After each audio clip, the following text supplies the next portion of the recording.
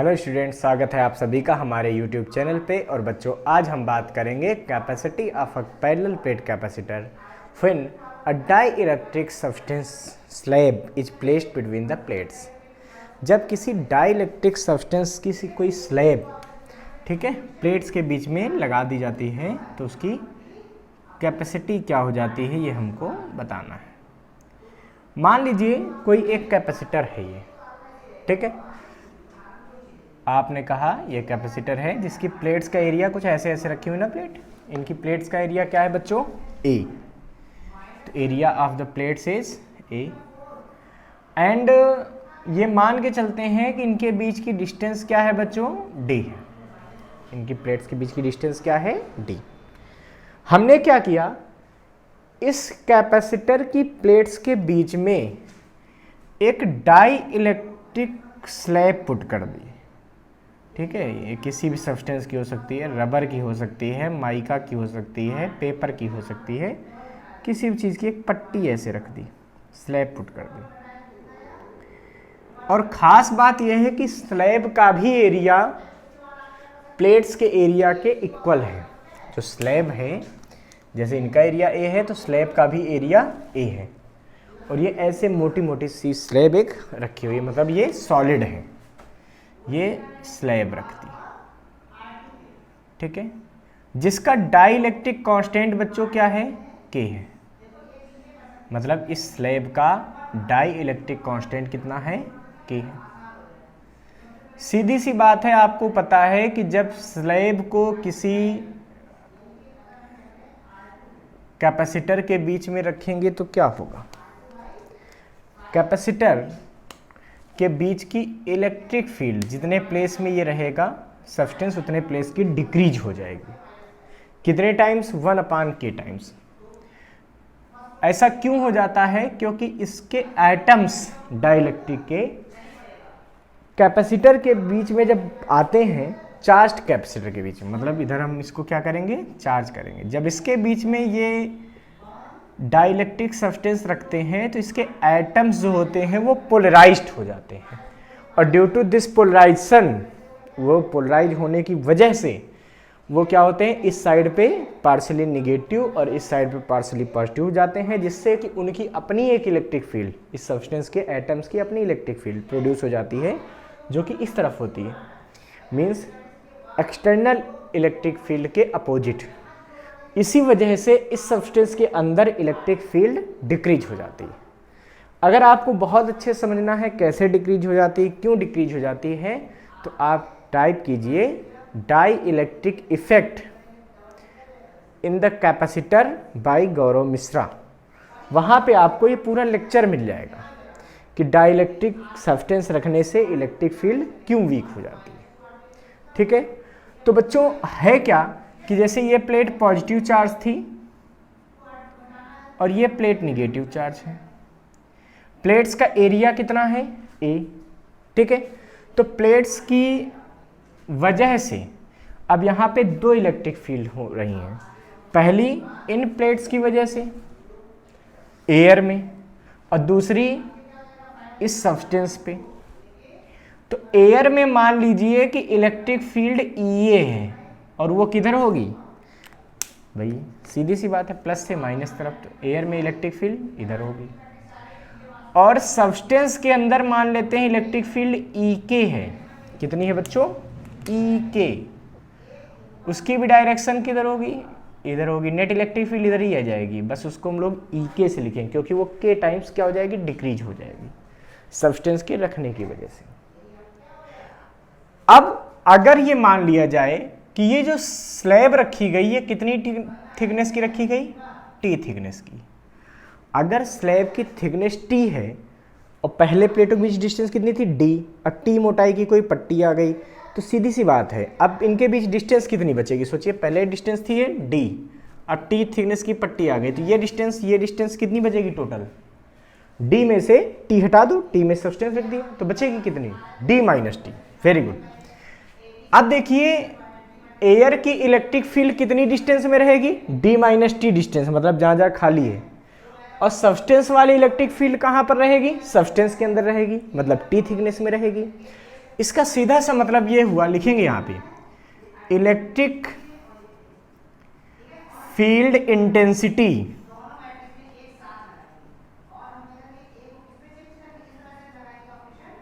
Between plates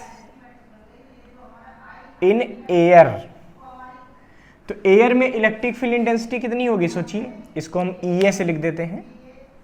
तो EA बराबर कितना हो जाएगा, तो भैया फार्मूला होता है सिग्मा अपान एप्सिलॉन 0, है ना। एक प्लेट की वजह से सिग्मा अपान 2 एप्सिलॉन 0, दूसरी की वजह से भी सिग्मा अपान 2 एप्सिलॉन 0, दोनों सेम डायरेक्शन में जुड़ गए, तो कितना हो गया sigma upon epsilon 0।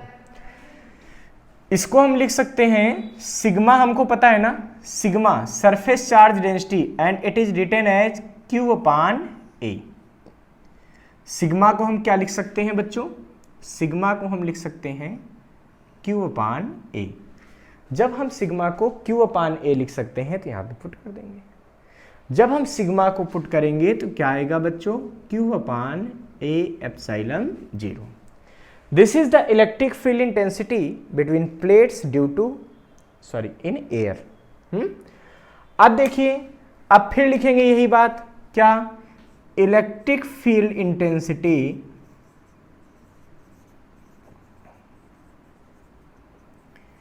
Between plates in dielectric medium. जो डाई इलेक्ट्रिक मीडियम है, मतलब सब्सटेंस है, उसमें कितनी इलेक्ट्रिक फील्ड होगी। तो सीधी सी बात है, उसको हम क्या नोटेशन दे रहे हैं, EK दे रहे हैं। ये कितनी हो जाएगी, ये हो जाएगी सिग्मा अपान K एप्सिलॉन 0।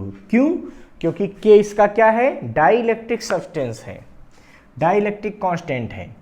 इसका मतलब ये हुआ कि EK इज इक्वल टू हो जाएगा सिग्मा, सिग्मा की वैल्यू पुट कर दो बेटा, वही Q upon A epsilon 0 into K।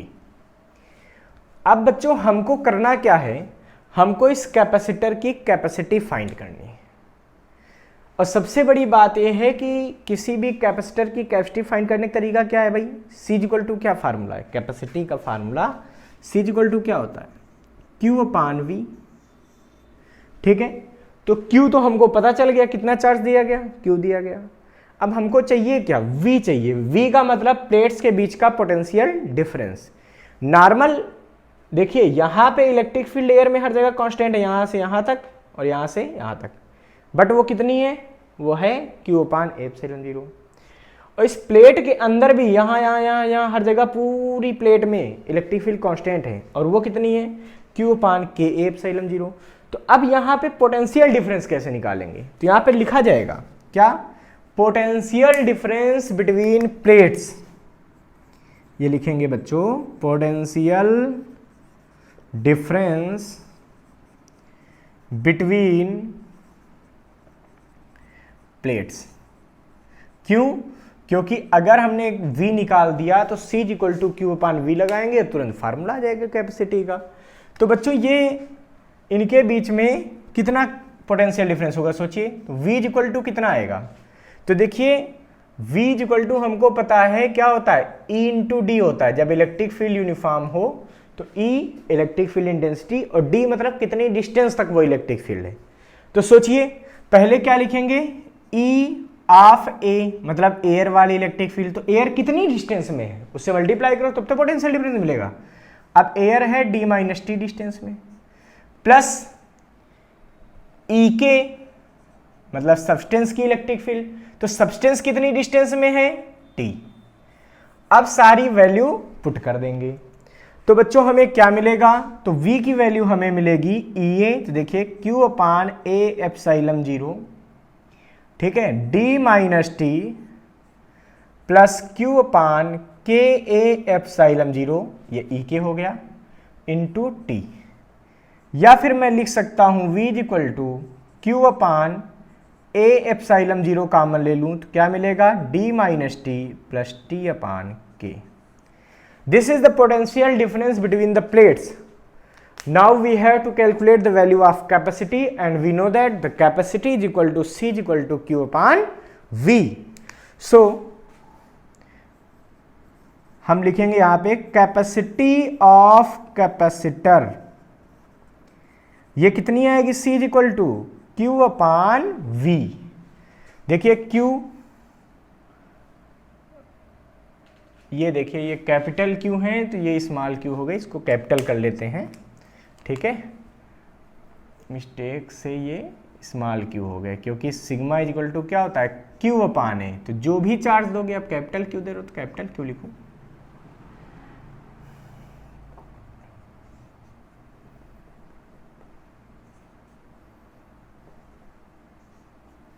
ठीक है, सारे कैपिटल Q कर दिए स्मॉल q।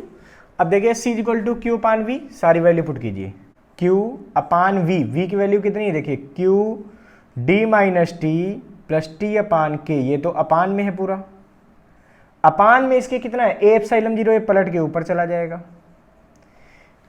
Q से Q क्या हो गए, कैंसिल हो गए। इसका मतलब ये हुआ कि कैपेसिटी कितनी आ जाएगी, a epsilon zero upon D minus t plus t upon के।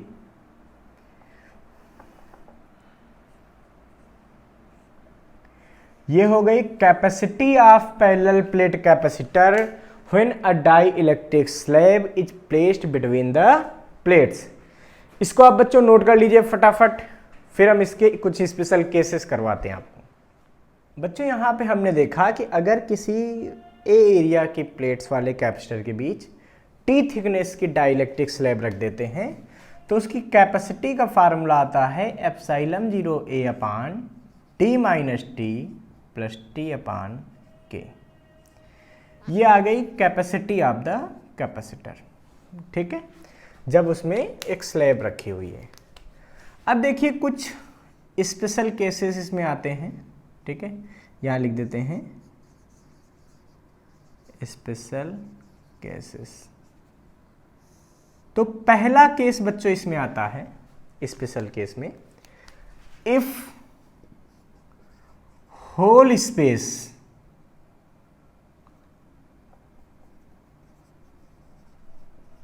बिटवीन प्लेट्स filled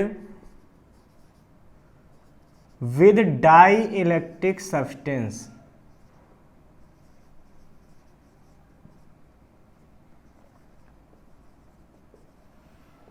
इसका मतलब क्या हुआ कि ये थिकनेस जो है इसकी कम ना हो, ये पूरा यहां तक भरा हुआ, पूरा प्लेटों के बीच का जो स्पेस है वो किससे भरा हुआ हो, डाइलेक्ट्रिक सब्सटेंस से भरा हुआ हो। सीधी सी बात है, ऐसी सिचुएशन में जो थिकनेस है डाइलेक्ट्रिक सब्सटेंस की वो कितनी हो जाएगी, पूरा भर गया, मतलब ये थिकनेस जो है ये बराबर हो जाएगी distance between the plates. It means T is equal to हो जाएगा D। जब ऐसी सिचुएशन यहाँ यूज करेंगे तो बच्चों हमको क्या मिलेगा, हमें मिलेगा C is equal to epsilon zero a upon D minus T, T की जगह D प्लस डी अपान के। तो देखिए D से D कैंसिल हो गया, ये के ऊपर चला जाएगा, तो C बराबर क्या मिलेगा, C बराबर मिल गया एप्सिलॉन जीरो ए और ये के ऊपर चला गया इंटू के अपान D. So the capacity of capacitor in this situation is K epsilon 0 A upon D, ठीक है, ये कैपेसिटी हमको मिल गई। बच्चों इसमें अगर सेकंड केस हम करते हैं, मान लेते हैं इफ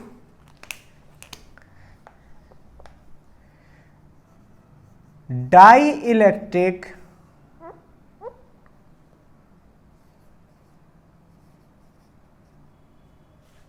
is replaced by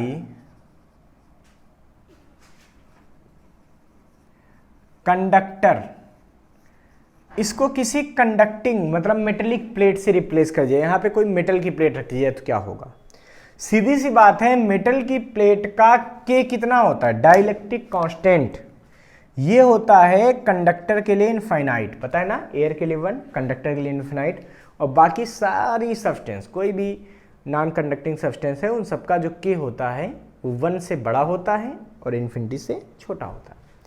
तो इस केस में लेकिन क्या हो जाएगा, जब भाई कंडक्टर रख देंगे मतलब कोई मेटल रख देंगे तो के क्या आ जाएगा, इनफाइनाइट, इस समय सोचिए कैपेसिटी का फार्मूला क्या बनेगा, ये बनेगा epsilon 0 A upon D minus t plus t upon k. तो के की जगह क्या आ जाएगा, ये इन्फिनिटी आ जाएगा। सीधी सी बात है, 1 अपान इन्फिनिटी क्या होता है, 0 होता है। इसका मतलब ये पार्ट तो 0 हो जाएगा, तो बचेगा क्या, C is equal to epsilon 0 A upon D minus T. This is the capacity of capacitor when a metal slab is placed. Metal की ही स्लैब पुट कर दें तो ये कैपेसिटी बन जाएगी। इसको फटाफट नोट कर लीजिए बच्चों। ओके, अब थर्ड केस देखते हैं। तीसरा केस है, if n slabs of thickness K1 T1 T2 Tn having dielectric constant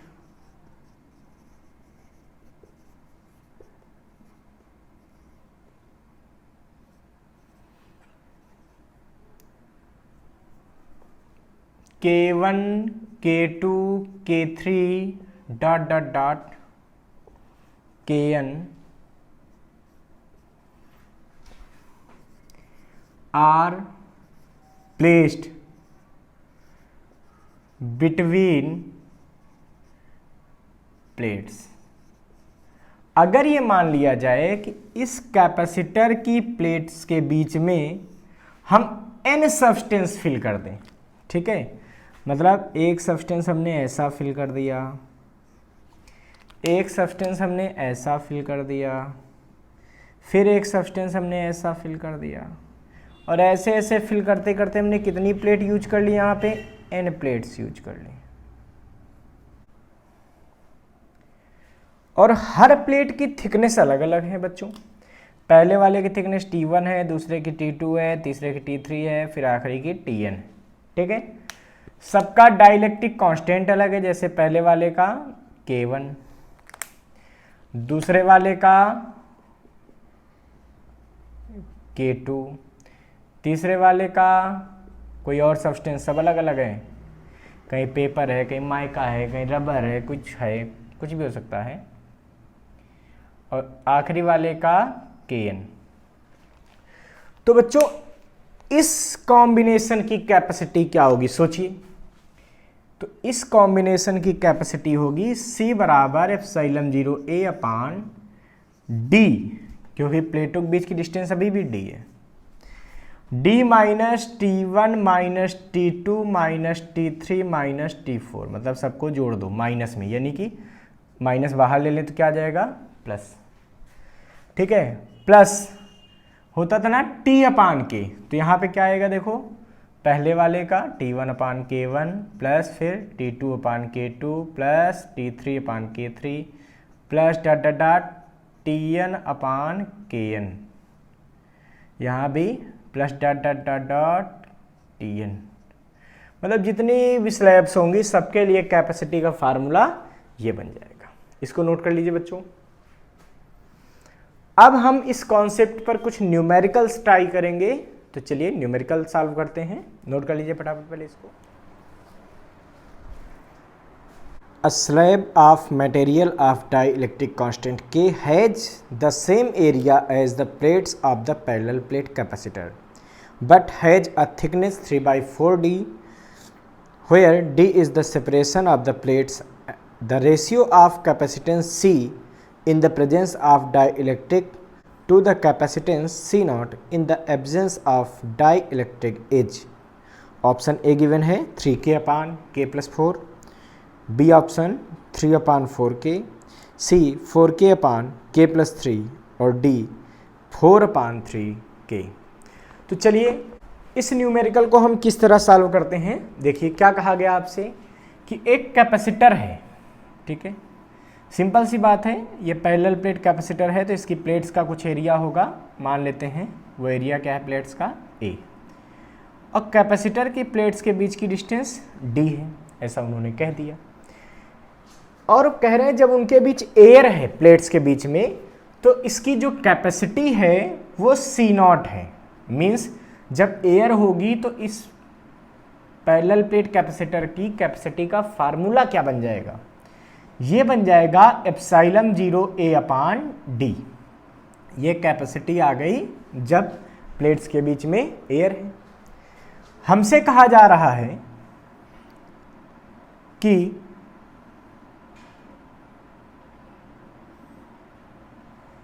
plates के बीच में एक डाई इलेक्ट्रिक स्लैब लगा दी गई। ठीक है, यहां पे एक डाई इलेक्ट्रिक स्लैब लगा दी गई और उस स्लैब का एरिया भी प्लेट्स के एरिया के बराबर है, मतलब और कोई टेंशन की बात नहीं। इस स्लैब का डाई इलेक्ट्रिक कांस्टेंट K है।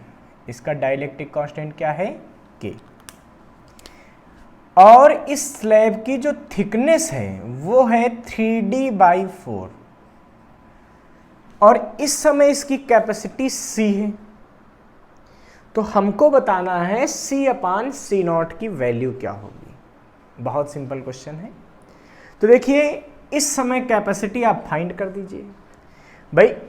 After putting slab the capacity of capacitor becomes, ये फार्मूला लगेगा क्या, ε0A/d-t + t/k। तो यहां पे कैपेसिटी क्या आ जाएगी स्लैब पुट करने के बाद, ε0A/d।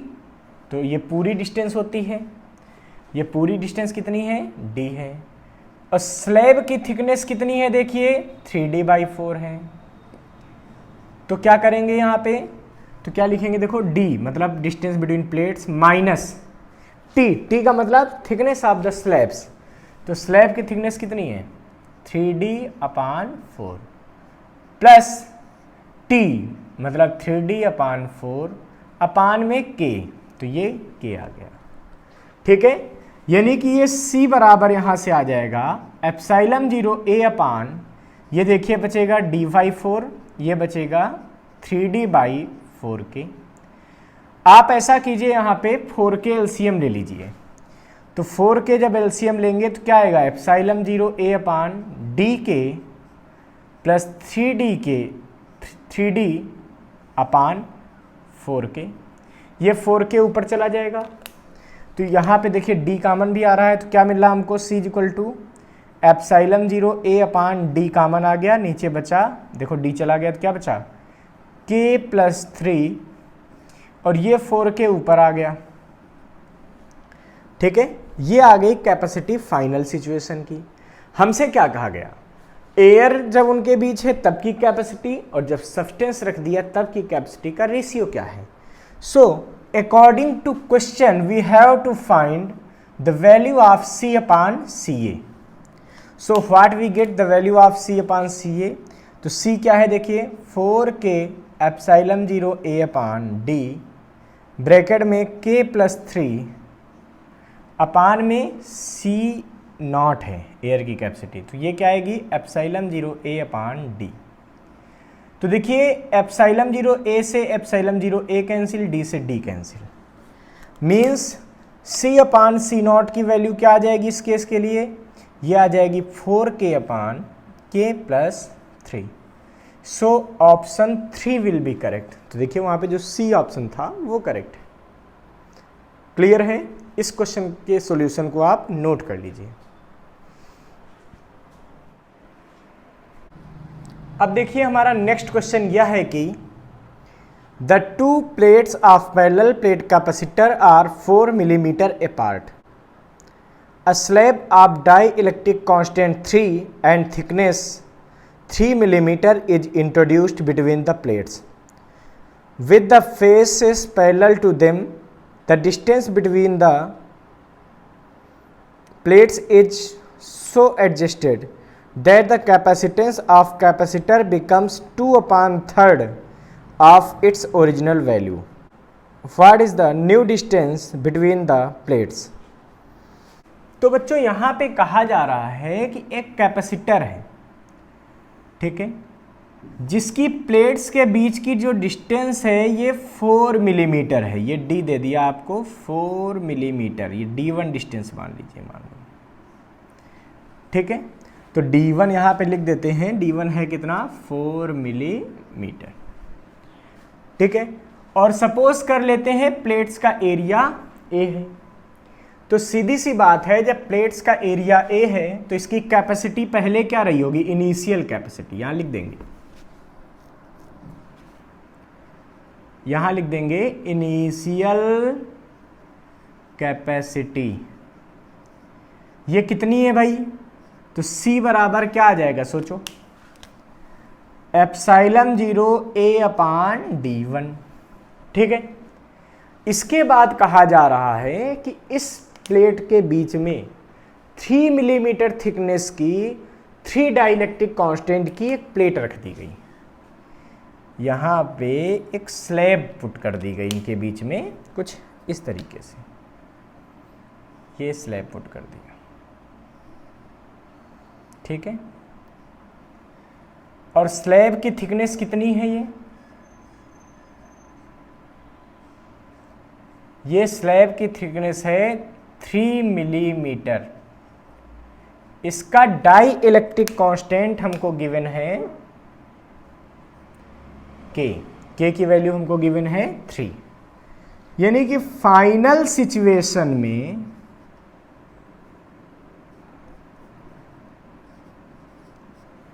फाइनली हमारे पास क्या आ रहा है, फाइनल सिचुएशन में k = 3 हो गया। ये जो थिकनेस है प्लेट की वो कितनी है, 3 मिलीमीटर हो गई, ठीक है। अब समझो, कह रहे हैं इसकी प्लेट को एक को शिफ्ट कर दिया गया, मतलब ये डिस्टेंस बढ़ा दी गई और ऐसे बढ़ाई गई, ठीक है, कि इसकी जो टोटल कैपेसिटी है, अब इस कैपेसिटर की जो कैपेसिटी फाइनल वाली निकलेगी वो इनिशियल कैपेसिटी की 2/3 हो गई, ठीक है। तो पहले हम क्या सोचेंगे कि फाइनल कैपेसिटी है कितनी, तब हम आगे कंडीशन लगाएंगे। तो फाइनल कैपेसिटी कितनी होगी सोचिए, और ये डिस्टेंस हमको फाइंड करनी है कि प्लेट कितना दूर हो गई है बाद में, मतलब फाइनल प्लेटों के बीच सेपरेशन क्या है।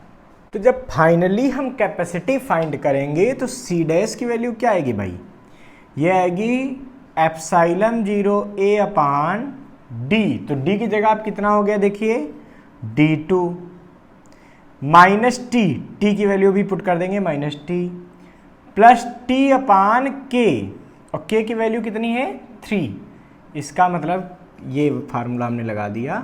तो epsilon 0 A/D2 - 3 plus T/K, K की जगह वैल्यू पुट कर दिया, कितनी K की वैल्यू है 3। अब क्वेश्चन हमारा क्या कह रहा है कि जो फाइनल कैपेसिटी है वो इनिशियल कैपेसिटी की 2/3 टाइम्स हो जाए, तो C डैश बराबर हो जाए 2/3C। इसको हम कैसे कर सकते हैं भाई, C dash epsilon 0 A/D2 - T plus T/3 = लिख दीजिए 2/3। अब देखिए एप्सिलॉन 0 A से एप्सिलॉन 0 A इधर उधर का क्या हो रहा है, कैंसिल हो रहा है। अब क्रॉस मल्टीप्लाई, ये 3D1 इधर आ जाएगा, तो यानी कि ये इक्वेशन हमारे पास बचेगी 3D1 = 2D2 - 2T plus 2T/3। अब हम ऐसा करेंगे D1 और T की वैल्यू पुट कर देंगे। अब हम ऐसा करेंगे D1 और T की वैल्यू पुट कर देंगे और D2 को फाइंड कर लेंगे। तो क्या बचेगा देखिए 3D1, D1 की वैल्यू 4, देखिए D1 क्या दिया है 4 मिलीमीटर, 2D2 वही तो फाइंड करना D2, कोई बात नहीं, -2T, T की वैल्यू देखिए कितना है 3 मिलीमीटर, देखिए सब कुछ मिलीमीटर में लिख रहे हैं तो D2 भी हमारा मिलीमीटर में ही आएगा, प्लस 2 इंटू T की वैल्यू 3/3। अब इसको थोड़ा सा सॉल्व करेंगे बच्चों, ये इससे कैंसिल हो जाएगा, ठीक है। यहाँ पे देखिए ये आएगा 6, यहाँ से आएगा प्लस का 2, तो सब्ट्रैक्ट होकर क्या बचेगा -4, ये -4 इधर ले जाएंगे तो +4 हो जाएगा। इसका मतलब इस साइड देखिए 4 3 जा 12 पहले आया और इधर वाला 4 आ गया, उधर आया 2d2। This indicate d2 is equal to 16/2 means d2 is equal to 8 millimeter. So the separation between the plates becomes 8 millimeter. This is the final answer, इसको नोट कर लीजिए।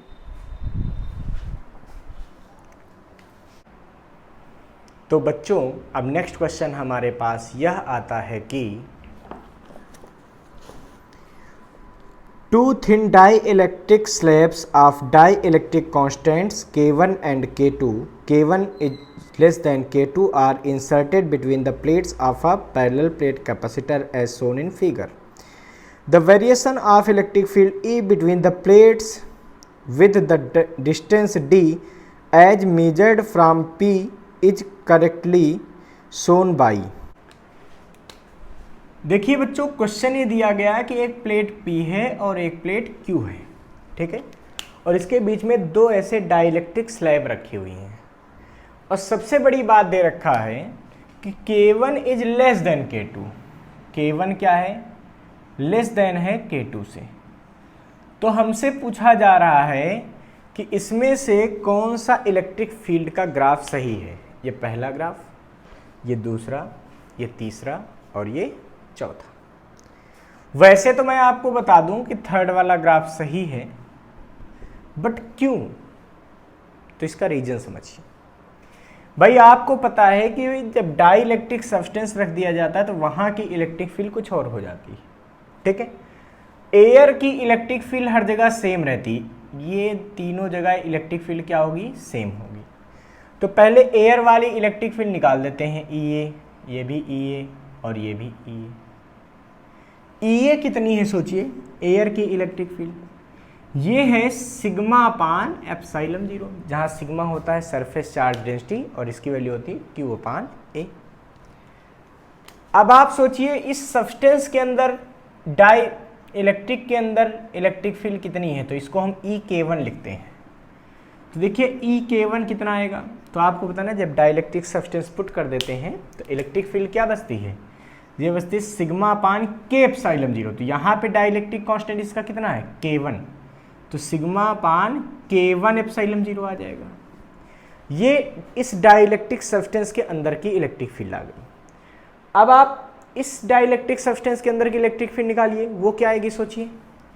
सीधी सी बात है, इस इलेक्ट्रिक फील्ड को हम कह देते हैं EK2। तो ये कितना आएगा? तो EK2 बराबर आ जाएगा सिग्मा अपान K2 एप्सिलॉन 0। आपको ये तो पता ही है K is always greater than 1। जब K 1 से ग्रेटर होंगे तो ये पक्का हो गया कि ये EK1 और ये EK2 ये दोनों ही EA से छोटे होंगे। क्यों? क्योंकि अपान में K1 है ना, और K1 K2 दोनों क्या है? 1 से बड़े हैं, तो ये वैल्यू क्या होंगी? इससे छोटी हो जाएंगी। पहली चीज़ तो ये हो गई। दूसरी चीज़ ये आती है बच्चों कि अगर आप ध्यान से देखिए तो K1 क्या है? लेस है K2 से, ठीक है। जब नीचे छोटी वैल्यू से डिवाइड करोगे तो आंसर क्या आएगा? बड़ा आएगा। मतलब EK1 ये ग्रेटर होगा किससे? EK2 से। EK1 ग्रेटर होगा किससे? EK2 से। और ये पक्का हो चुका है कि जो EA होगा ये बड़ा होगा EK1 से भी और EK2 से भी। इसका मतलब एयर की जो इलेक्ट्रिक फील्ड है वो ज़्यादा होनी चाहिए। तो देखो जैसे हम पहले ग्राफ में चेक करते हैं तो यहाँ पे क्या थी? एयर की इलेक्ट्रिक फील्ड थी, फिर सब्सटेंस के अंदर इलेक्ट्रिक फील्ड इंक्रीज दिखा दिया, ऐसा तो हो ही नहीं सकता, तो ये ग्राफ तो पहले गलत हो गया। इधर आइए, एयर की इलेक्ट्रिक फील्ड चलो ये मान लिया, फिर EK1 जो है वो छोटा है EA से, ठीक है। फिर आगे पहुँचे, एयर मिली बीच में, देखो यहाँ पे ये इलेक्ट्रिक फील्ड, ठीक है। फिर EK2 अब यहाँ मिलना चाहिए था, तो EK2 क्या है? वो EA से छोटा वो भी तो है, तो ये तो गलत हो गया, ऐसा तो हो नहीं रहा यहाँ, तो ये ग्राफ भी गलत हो गया। अब यहाँ देखिए ये EA हो गया, फिर EK1 तो वो छोटा है EA से, बिल्कुल सही। फिर EA आएगा यहाँ पे, बिल्कुल ठीक है। फिर इस सब्सटेंस के अंदर इलेक्ट्रिक फील्ड क्या होगी? EK2 होगी। लेकिन ध्यान से देखो, चूंकि K2 बड़ा था इस वजह से EK2 क्या होगा, छोटा होगा, किससे, EK1 से। तो EK2 ये है और ये छोटा हो गया किससे, EK1 से, फिर EA आ गया। इसका मतलब ये ग्राफ बिल्कुल परफेक्टली उसको सही से रिप्रेजेंट कर रहा है। यहाँ पे देखिए ये क्या है, EA है, ठीक है। ये इलेक्ट्रिक फील्ड कौन सी है, यहाँ वाली ये EK1 है, फिर ये वाली इलेक्ट्रिक फील्ड क्या है, EA है, फिर यहाँ पे क्या है, EK2 है, फिर यहाँ पे क्या है, EA है। तो ये इलेक्ट्रिक फील्ड का ग्राफ बिल्कुल सही है, जबकि यहाँ पे देखिए ये तो बिल्कुल ही गड़बड़ हो रहा। क्यों, क्योंकि यहाँ पर डाइलेक्ट्रिक के अंदर कोई इलेक्ट्रिक फील्ड ही नहीं दिखा रहे हैं। ये कब सही हो सकता था, जब ये दोनों प्लेट्स मेटल की अभी कर दें, मेटल की कर दें तो अंदर की इलेक्ट्रिक फील्ड क्या हो जाएगी, जीरो हो जाएगी, तब ये ग्राफ सही हो सकता है। तो ये इसीलिए गलत हो गया, ये तो गलत ही था। तो हमारे पास थर्ड वाला ऑप्शन बिल्कुल करेक्ट होगा। बच्चों इसी तरह मन से पढ़ाई करते रहिए, लगातार लगे रहिए, तैयारी करते रहिए। Thank you.